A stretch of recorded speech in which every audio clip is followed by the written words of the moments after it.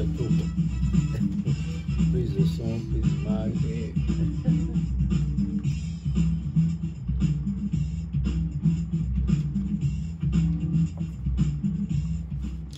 Merci de nous recevoir sur la 95.5, le www.nanafm.tg ou encore sur les plateformes digitales de Nana FM.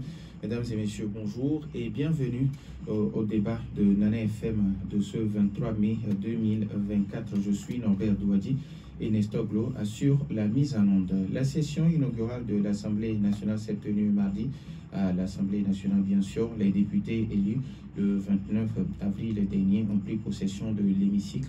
Ce matin, nous recevons sur notre plateau le doyen d'âge à la personne de M. Aimé Gougué. Président, bonjour. Bonjour Norbert, bonjour aux auditeurs. Alors, merci d'avoir accepté notre invitation.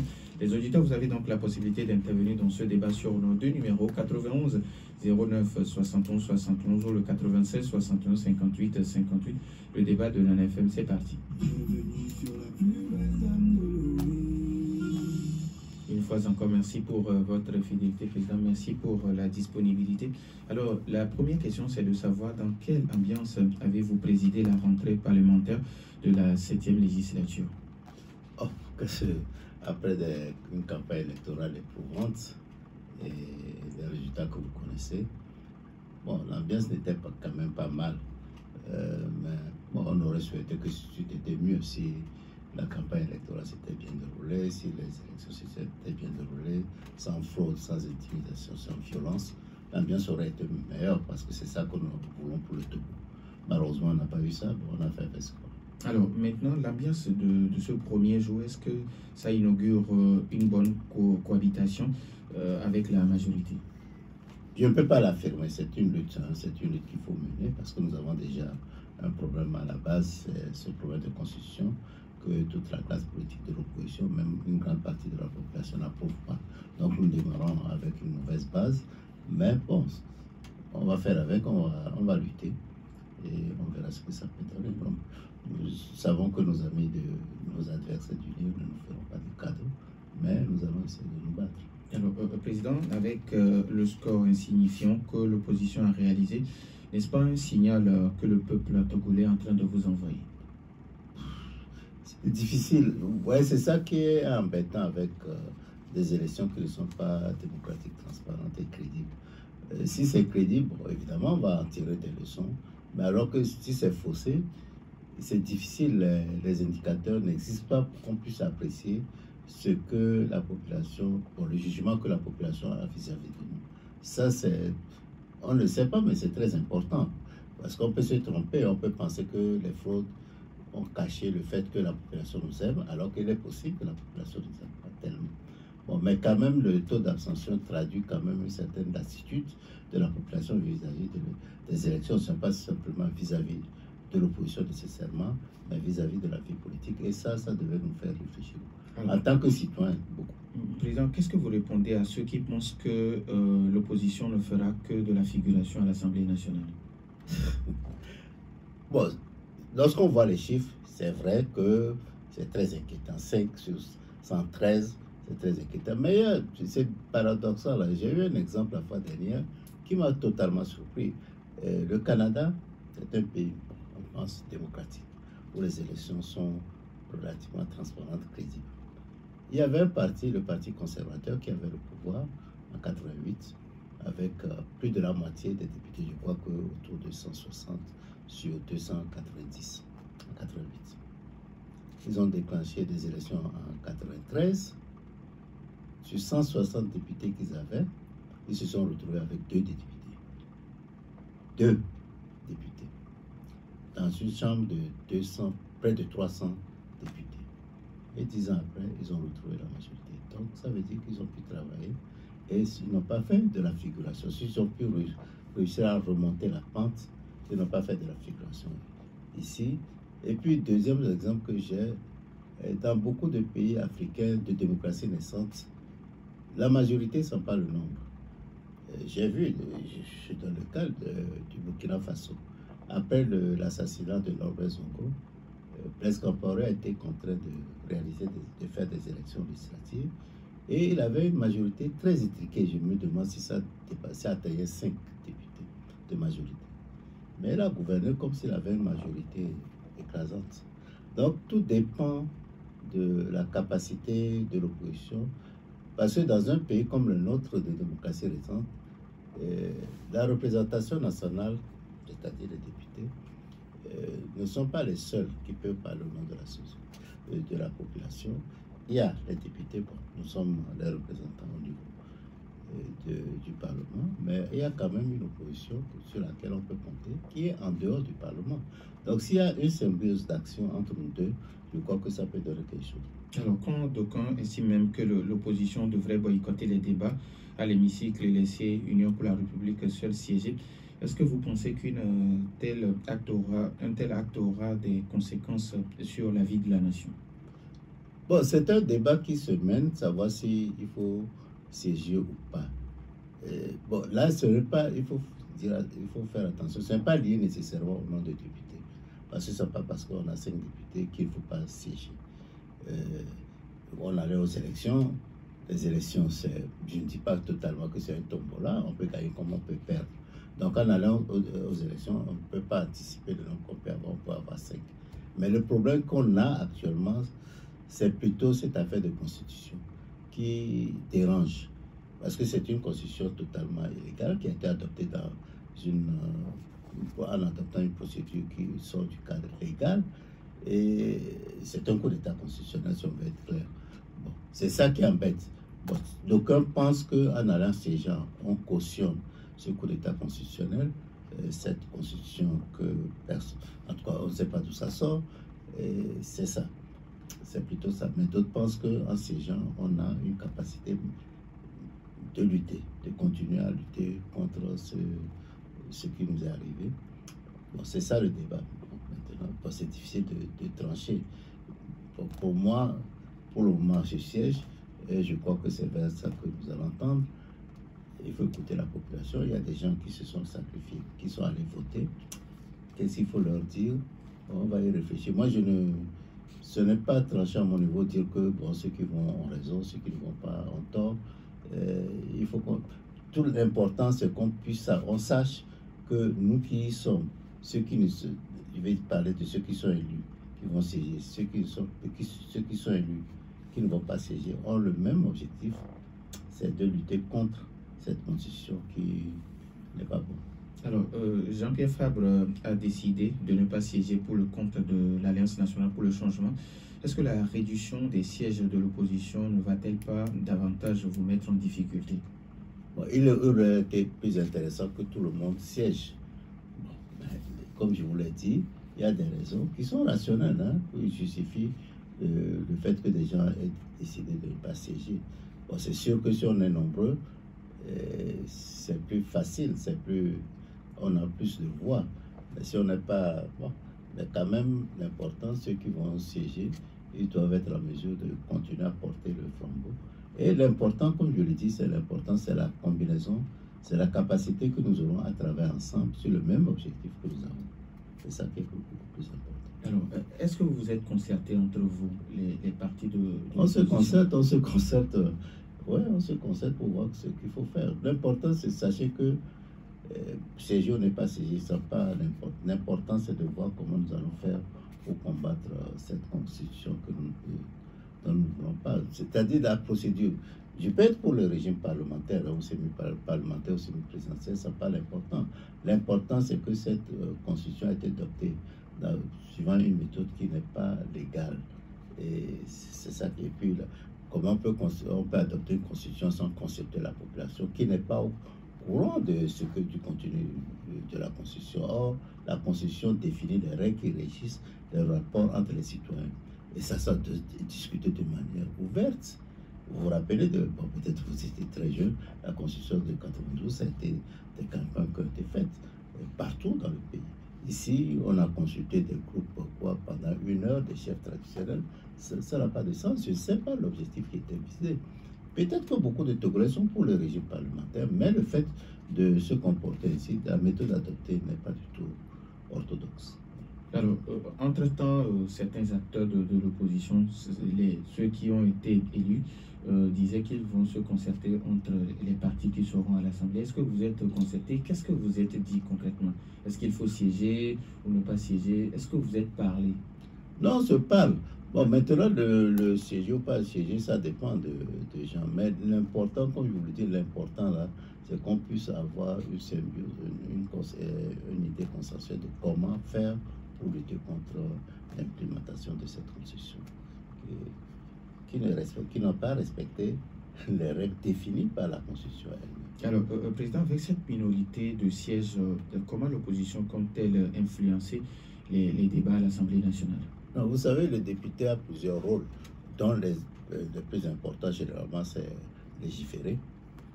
On fait adopter des lois, faire des propositions de loi. Et deuxième chose, c'est le contrôle de l'action gouvernementale. Bon, ça, là, nous allons l'utiliser à fond. Donc, nous devons interpeller. S'il y a des choses qui ne passent pas, nous allons interpeller les gouvernants ou bien les directeurs généraux, etc. Nous les disons. Donc ça nous n'enlève rien. Peut-être on n'est pas nombreux, mais peut-être nous serons obligés de faire beaucoup plus de travail, puisque nous ne sommes pas nombreux. Si on doit suivre tout ce qui se passe dans le pays, dans les ministères, dans les entreprises, nous devons le faire. Bon, peut-être on va essayer de mettre un peu plus de ressources à ça. La deuxième chose, faire des propositions de loi. Bon, nous allons utiliser, c'est pourquoi nous avons besoin du soutien de la population, en tout cas de la population, des cadres de la vie du secteur privé comme public, pour nous aider à mieux intervenir dans la société. Mais je suis sûr qu'on sera beaucoup plus productif que lorsqu'on était nombreux dans l'Assemblée nationale. Du moins, de mon côté, je suis très décidé.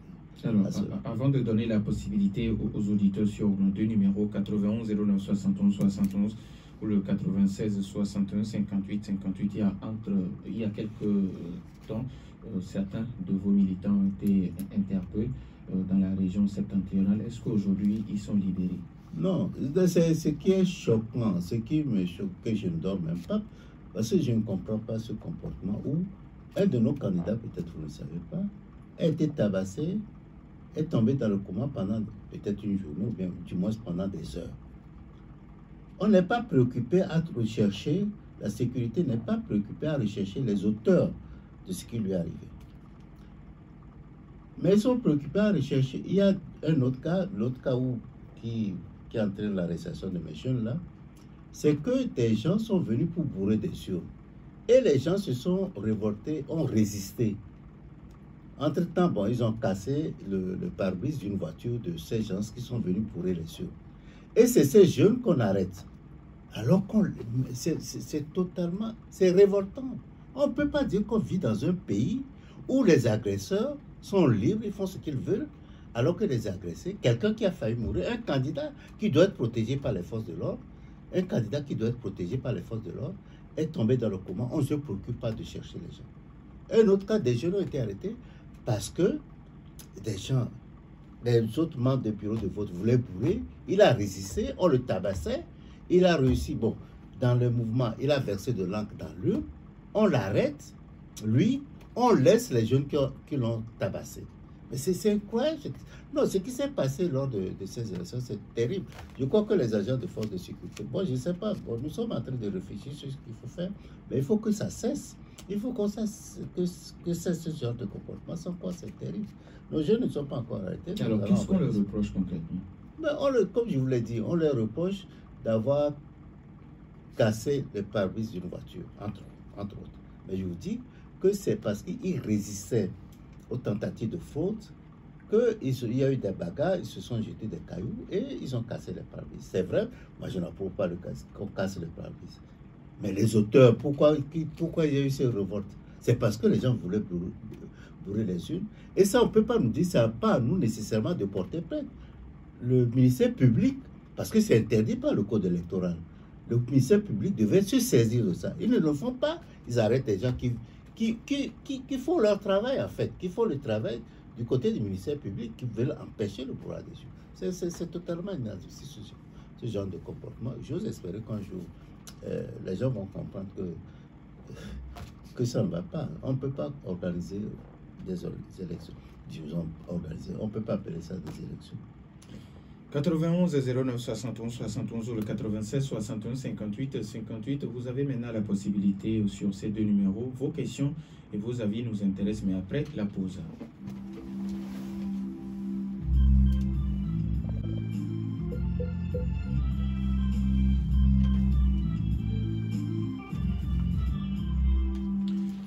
« 91 09 71 71 ou le 96 61 58 58. Nous avons un premier auditeur en ligne. NFM, allô? Allô? Oui, Michel, bonjour. Oui, bonjour, monsieur Norvin. Comment allez-vous?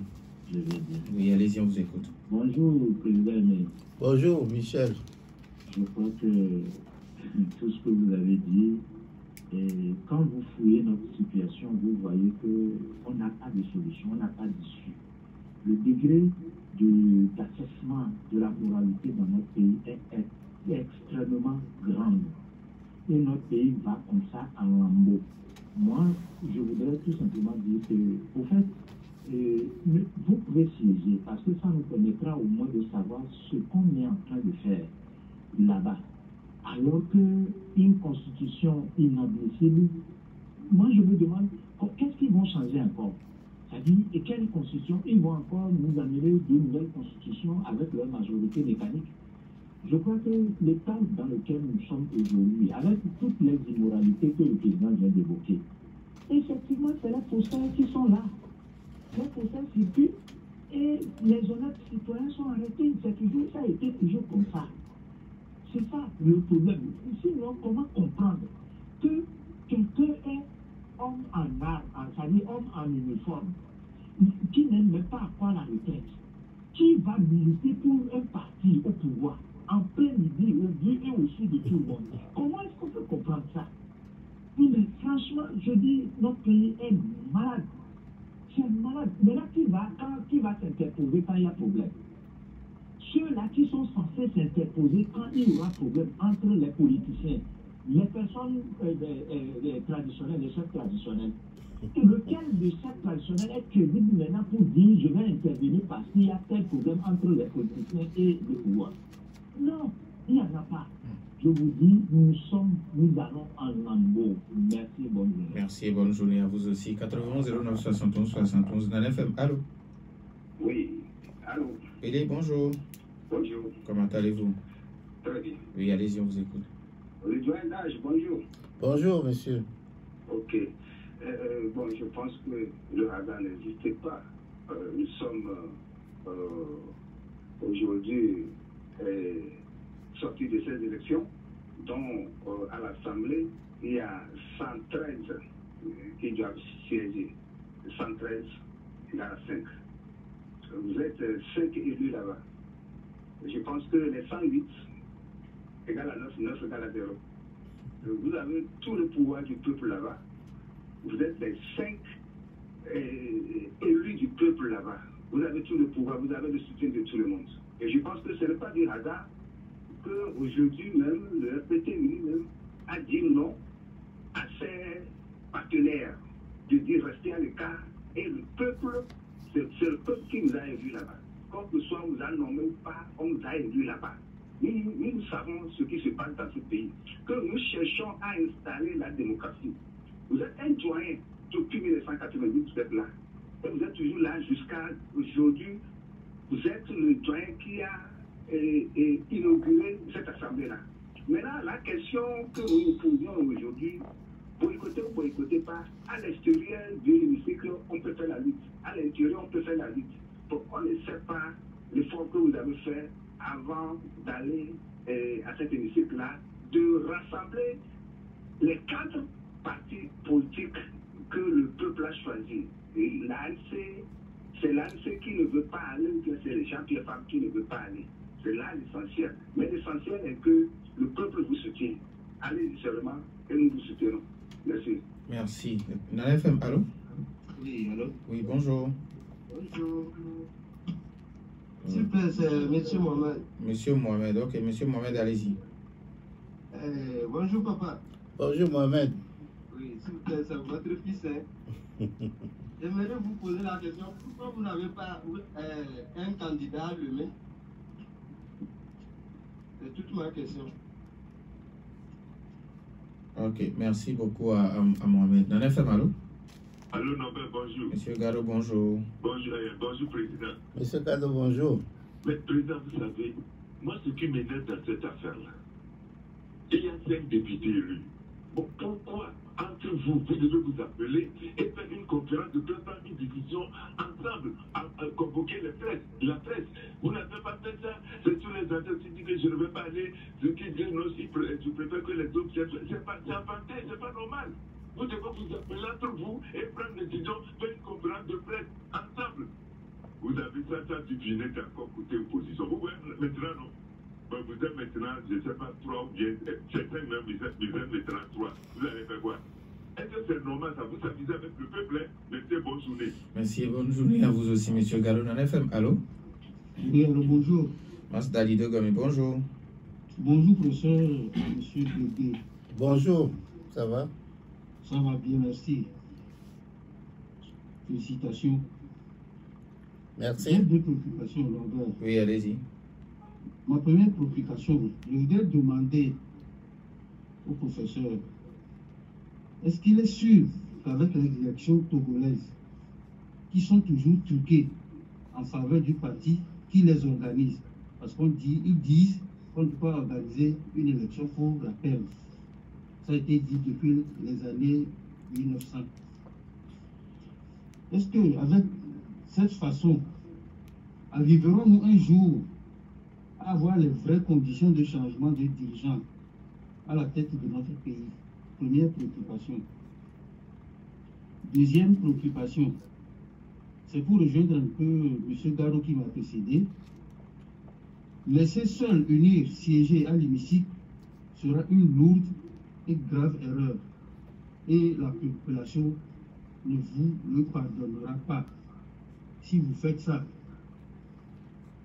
Et ce qui a été la sanction précédemment sera pire que cela. Parce que je pense que quand vous serez là-bas, vous serez les yeux et les oreilles de la population.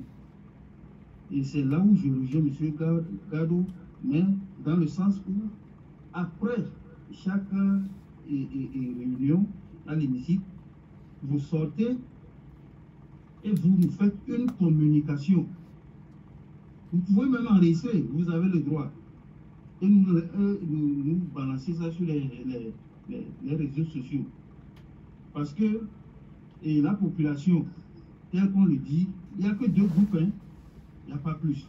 On a 1000 partis politiques, mais il n'y a que deux populations. Merci. Ceux qui sont pour les tenants du pouvoir et ceux qui ne sont pas avec eux. Merci beaucoup. Donc, vous ne devez pas dire que vous allez boycotter quoi que ce soit. Merci, bonne journée. Merci, bonne journée à vous aussi. Nana FM, allô? Bonjour.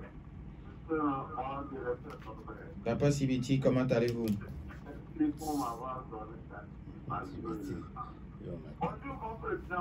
Bonjour, comment ça va? Ça fait longtemps.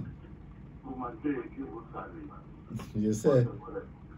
Bon, je voudrais dire que j'appelle, je ne vais pas dire intervenir, notre président, Paul Yacoubé, d'écouter ce que les gens disent. Il est notre président. Moi, je veux la paix entre l'opposition et le gouvernement. Hein? Ceci se dit là, que lui-même, il écoute et il est opposition. Deuxièmement, maintenant, l'opposition, vous avez eu fait, il y a contestation. Qu'est-ce qu'il faut faire? Il faut mirer cette contestation. Le président, vous voyez les faits qui sont dedans, c'est des noms, des partis. Personne ne va me dire non. Nous sommes des sages. Prêts pour voler à chose. Madame la présidente Kapi l'a demandé pas. Ce qu'il y a, allez-y, le président n'a pas le droit de refuser. Le mettre à peu près, si vous refusez, le peuple va vous condamner. Ce qu'il faut, entendez-vous. Mais c'est ça notre règle. Pourquoi ne pas vous entendre avant de d'aller chez vous? Vous n'avez pas le droit. Soutenez S'il y a, si on y a une réunion, ou bien comment les faits sont là-bas. Merci. Merci. On ne vous écoute pas. Merci. Merci beaucoup à Papa Sibiti. Nous prenons le tout dernier auditeur. Nana FM, allô? Allô? Oui, coucou, bonjour. Bonjour, monsieur Nana. Comment allez-vous? Ça va. Oui, allez-y, on vous écoute. Je salue monsieur Bégué. Oui, bonjour. Monsieur Nana, oui. Vous avez posé la question là 2 fois. Je voudrais revenir là-dessus pour avoir une réponse claire. Je voudrais demander à notre invité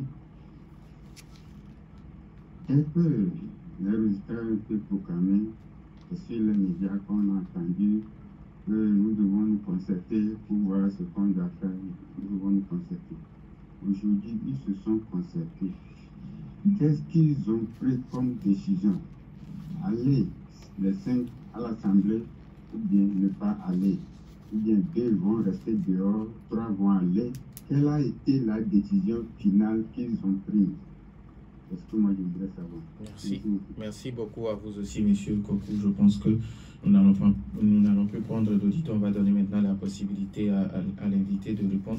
Alors, nous allons commencer avec le tout dernier, monsieur Kokou, qui vous demande, tout de suite après la proclamation des résultats définitifs, il y a certains acteurs de l'opposition qui se sont dit, nous allons nous concerter entre acteurs, les 5 surtout, et nous prendrons une décision finale. Alors, Kokou qui vous demande, est-ce que vous vous êtes concerté? Quelle a été la décision finale? Est-ce que 2 doivent rester dehors et 3 vont aller à l'hémicycle? Bon, nous nous sommes concertés. Bon, le problème de CG, c'est les partis politiques qui les prennent. Donc, il doit y avoir des concertations internes pour une décision. Bon, l'Assemblée a commencé. En fait, c'est une session de... Bon, ce n'est pas encore une session réglementaire, c'est réglementaire, mais c'est pour mettre en place les institutions, organiser les travaux de comment l'Assemblée va fonctionner.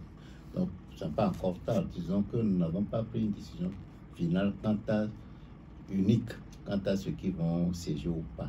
Mais nous sommes en train de continuer les discussions et nous espérons arriver à une décision commune pour un travail, en tout cas une action commune, une action unique.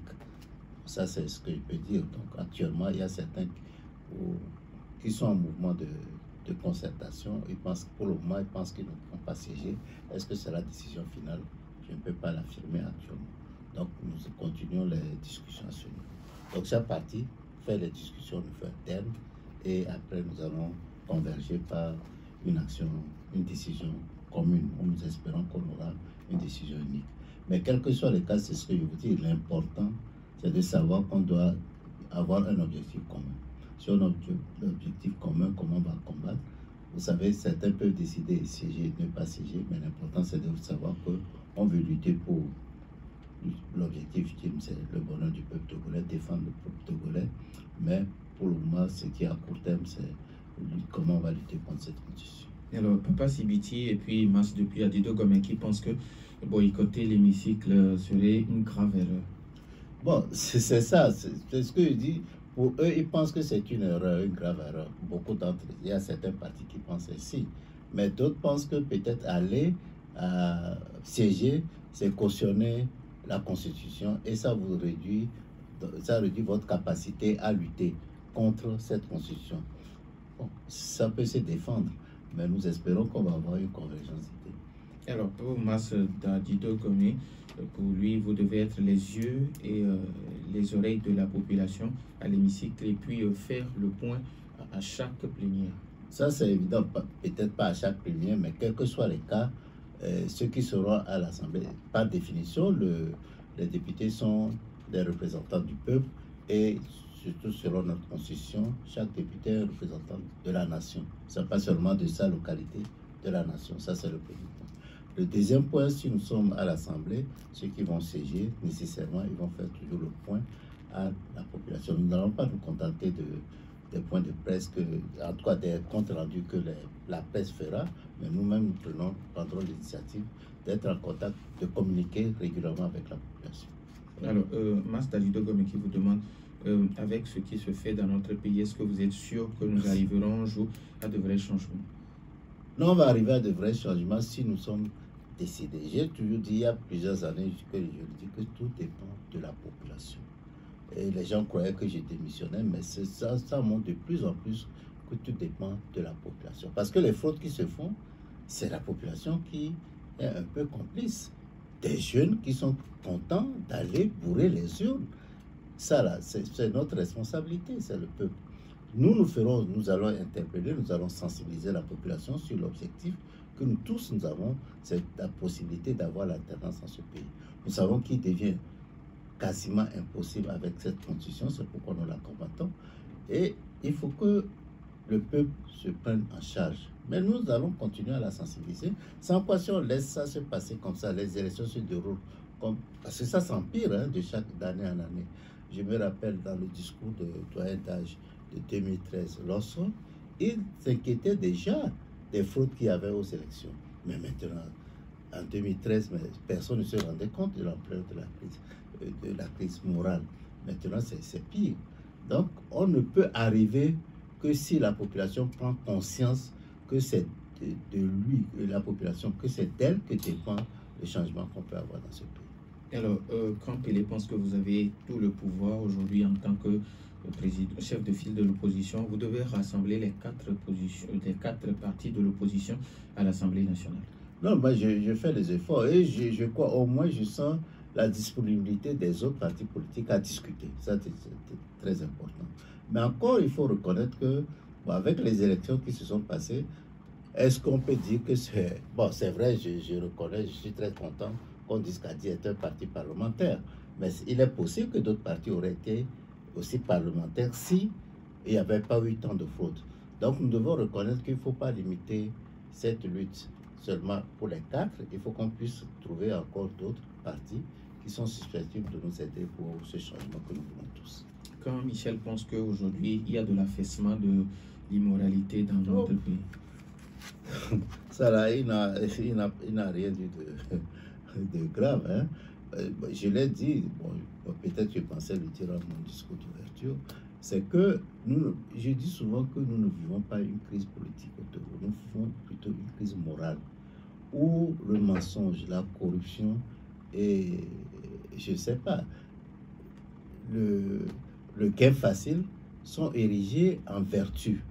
C'est ça qui fait référence aujourd'hui, alors que le travail bien fait, l'excellence, le mérite ne sont pas récompensés. C'est une crise morale très grave que nous vivons. Le gain facile, c'est extraordinaire. Les gens pour 1000 francs, 5000 francs sont contents de faire n'importe quoi. C'est grave. Nous vivons une crise morale. Les gens ne font pas attention, mais ce n'est pas la classe politique qui va souffrir, c'est toute la population qui va souffrir. Avant, on admirait les Togolais, ils travaillent bien, ils font quoi bien, ils sont honnêtes, mais maintenant, je crois que c'est parti à l'embout. C'est plutôt ça qui inquiète plutôt que les petites crises politiques qu'on a. C'est une crise profonde, morale très profonde qu'on vit. Alors, quand certaines personnes pensent que c'est vous qui devez former les membres à bien respecter tout ce qui se dit dans notre pays. Bon, nous avons une responsabilité, la classe politique. Évidemment, il faut avoir les moyens pour le faire. Mais c'est aussi à chacun de nous. Les parents doivent éduquer leurs enfants sur la nécessité du travail, gain facile. Ce n'est pas une éducation, ce n'est pas une vertu, ça. La corruption, etc. Tout le monde. Mais la corruption, c'est pas seulement, c'est érigé, c'est répandu partout. Vous voyez des jeunes qui ils se débrouillent pour, quand on te fait un projet pour quelque chose, ils vont te dire, bon, il faut 5 000, vous leur donnez, je donne un exemple, vous leur donnez 5 000, ils vont essayer de faire quelque chose avec 1000 francs et approcher les 4 000. C'est déjà de la corruption, c'est pas bon. Donc, nous, c'est notre responsabilité en tant que parents, en tant que leader politique, de contribuer à l'amélioration du niveau de morale dans le pays. Mais ça revient à chaque part aussi de s'impliquer. Bon, tout le monde regrette qu'au niveau de l'éducation, on ait supprimé l'éducation civique. Peut-être on pense qu'à part l'éducation physique, on va conscientiser les gens et ils seront bien placés pour mieux juger au plan politique.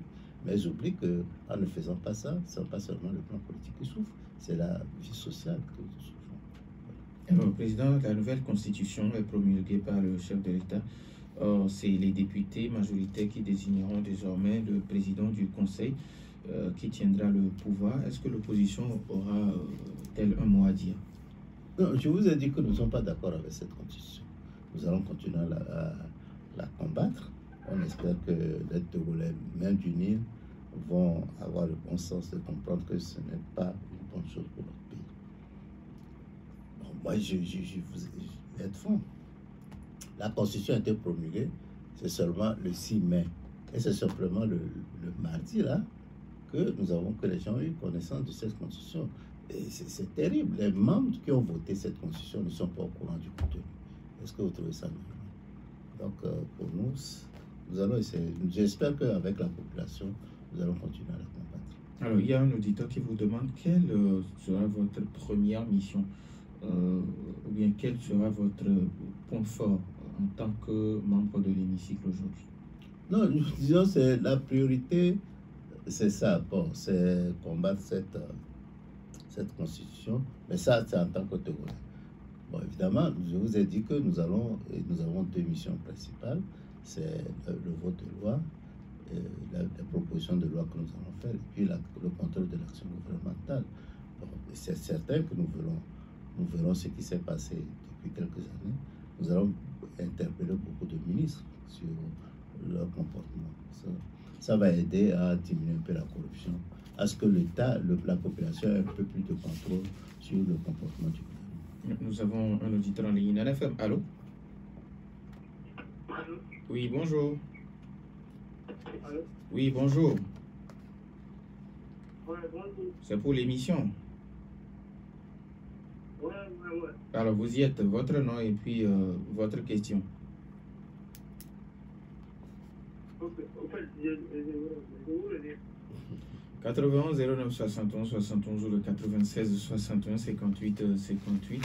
Les auditeurs ont maintenant la possibilité sur ces deux numéros. On peut prendre encore un auditeur. Président, alors maintenant par rapport au contenu, il y a un auditeur qui dit que lui, il a pris le temps de lire la nouvelle constitution et c'est vide. Je ne sais pas si vous faites la même analyse également. Bon, avant de répondre, nous avons un autre auditeur. Dans l'FM, allô? Oui, bonjour. Monsieur Aïe? D'accord. Vous voulez bien vous éloigner un peu de votre pouce récepteur, s'il vous plaît? Je voudrais dire à l'opposition, oui. D'abord, vu les résultats que nous avons eu suite aux élections, je trouve qu'aujourd'hui, toute la population voit que nous avons, plus que nous avons encore des oppositions, des opposants au pouvoir.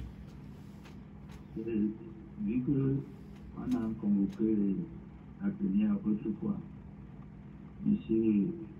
Apévon et ils sont déjà à ne pas répondre à cette première.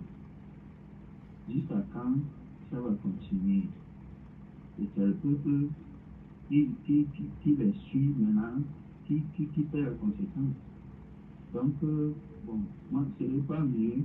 On avait posé la question qu'il y avait eu c'est-à-dire qu'ils avaient constaté qu'il y avait eu des irrégularités. Maintenant, après les élections, pourquoi ils ne se sont pas concertés pour organiser une conférence de presse pour informer la population, pour que nous aussi, nous puissions être au courant de ce qui s'est passé au moins? Merci. Merci beaucoup à M. Aïe. Alors, Président, vous avez suivi notre dernier auditeur? Non, je crois qu'il y a eu beaucoup d'interventions pour dire les irrégularités qu'il a eu. Peut-être on n'a pas fait ça ensemble parce qu'on n'était pas ensemble, tout le monde était choqué par les résultats, et puis on n'était pas, moi par exemple j'étais hors du pays, et bon, c'est ça qui explique, mais quand même je crois que la population était bien informée de ce qu'il y a eu comme irrégularité. Il y a eu beaucoup d'émissions, des gens sont passés sur beaucoup de radios, écrits, sont intervenus aussi dans beaucoup de presse. Je crois que ça a été fait. Peut-être qu'on n'était pas en groupe pour le faire, ça pour moi il a raison, mais je crois que l'information a beaucoup passé. Alors, ce qui préoccupe aujourd'hui les Togolais, c'est l'union de l'opposition. Oui, ça c'est une affaire permanente, ça part d'aujourd'hui, ça date depuis des années 90. Mais ce que je vais dire sur ce point, premier point, c'est que l'union de l'opposition, ce n'est pas quelque chose de facile à réaliser. Et ça, Je le répète, et je le répète toujours, ce n'est pas le Togo seul, ce n'est pas le Togo seul, c'est partout.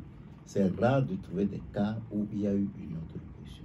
Cela ne veut pas dire qu'il ne faut pas le faire. Moi, je me consacre à ça continuellement, de manière permanente, et je mets toute l'énergie pour ça. Mais en même temps, je sais que ce n'est pas facile. Peut-être que ces élections vont nous montrer que c'est indispensable. Il y a trop de partis politiques dans le pays, il faut le reconnaître, qui ont été créés beaucoup ont été créés par le gouvernement, et le gouvernement, dans la mesure où divisé pour régner l'avantage, il y va à fond. Bon, mais nous ferons les efforts nécessaires pour avoir cette union, ne serait-ce que certains partis politiques, on s'y met, on y travaille, je crois que j'ose espérer que ça va marcher. Alors, si vous avez un message à l'endroit des populations. Oui, je crois qu'avec le résultat que nous avons obtenu, ça montre, moi, je ne sais pas qui l'a dit, que les élections constituent, ce n'est pas crédible, et les gens, la population, avec le taux d'abstention qu'on a obtenu, que les gens ne croient plus tellement aux élections pour un changement. Mais en même temps, je leur dis que la responsabilité revient à nous d'abord aussi, mais aussi à la population elle-même. Parce que la population doit s'impliquer, parce que là où le Togo va, ça devient très dangereux avec la crise morale dont on a parlé. On ne peut pas laisser ce peuple aller à la dérive, surtout avec cette nouvelle constitution. Donc, nous sommes élus, nous sommes parlementaires, mais nous comptons beaucoup. Nous disons que nous allons travailler à ce titre, mais sans le soutien de la population, ce serait difficile qu'on réussisse. Nous disons merci au président Aimé Gogé. Merci à vous aussi pour votre fidélité d'écoute à Nana FM. Fin de ce débat mis en onde par Nestor Glou. Je suis Norbert Douadi. Bonne suite de nos programmes.